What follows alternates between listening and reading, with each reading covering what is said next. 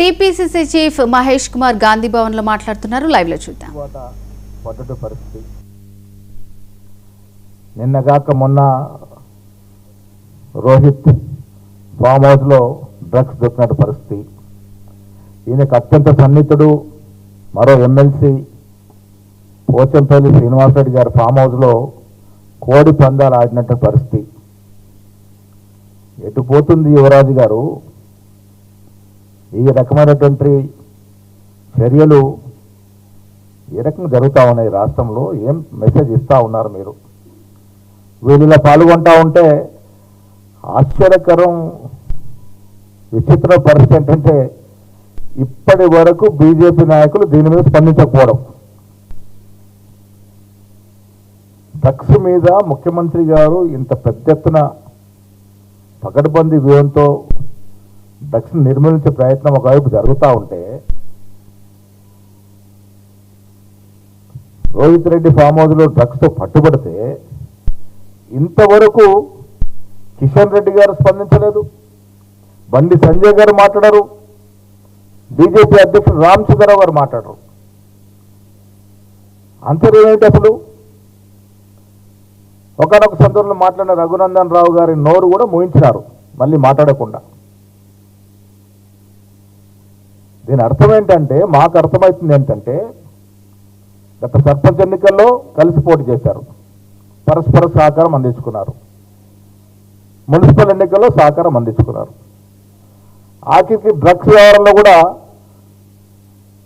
కలిసి పయనం అవుతూ ఉన్నారు. అంటే దీని అర్థం మేము చాలాసార్లు సందర్భాల్లో చెప్పినట్టుగా బీజేపీ బీఆర్ఎస్ పార్టీ, బీజేపీలో బీఆర్ఎస్ పార్టీ విలీనమైనట్టుగా అర్థమవుతా ఉంది. ఇక్కడ మౌనమే అంగీకారం. ఇంత పెద్ద ఎత్తున డ్రగ్స్ పట్టుబడితే ఒక్క బీజేపీ నాయకుడు మాట్లాడతలేడంటే అసలు ఈ తెలంగాణలో డ్రగ్స్ నిర్మూలన జరగాలనుకుంటున్నారా? యథేచ్ఛగా డ్రగ్స్ సరఫరా చేయాలనుకుంటున్నారా? దీనికి జవాబు చెప్పాల్సిన అవసరం ఉంది కిషన్ రెడ్డి గారు, బండి సంజయ్ గారు, అదేవిధంగా రామచంద్రరావు గారు. ఇంత సెన్సేషనల్ అయ్యి డ్రగ్స్ పట్టుబడితే ఒక్క బీజేపీ నాయకుడు మాట్లాడాడు. ఏంటి మీకు లోపాయకరన్నట్టు ఒప్పందం? మిలాఖత అయిపోయినారు. కలిసి ప్రయాణం చేసే సందర్భంగా వారు ఒకటేనట్టుగా కనపడతా ఉంది, స్పష్టత వస్తూ ఉంది. బీజేపీ బీఆర్ఎస్ పార్టీ ఒక్కటేనన్న మాట. ఇక నేను ఈ సందర్భంలో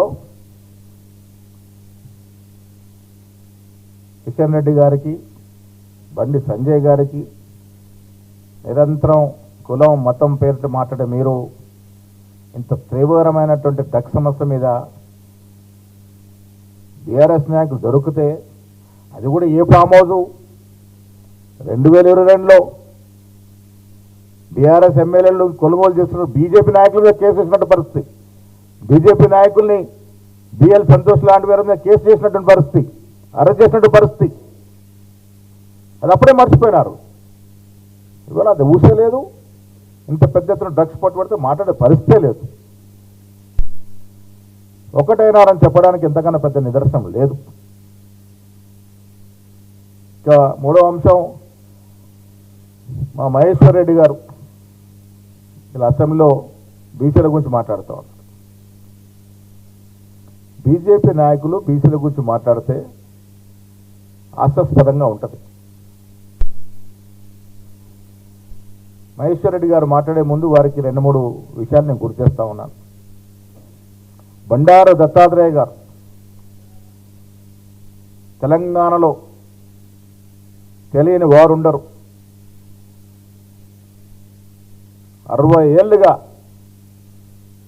బీజేపీ పార్టీని మోస్తూ, బీజేపీకి సేవలు అందిస్తూ, వివిధ రకాలుగా ప్రజా సేవలు అందించినటువంటి నాయకుడు. వారు సికింద్రాబాద్ పార్లమెంటు స్థానాన్ని అగ్రనాయకుడు కిషన్ రెడ్డి గారు లాక్కున్నారు.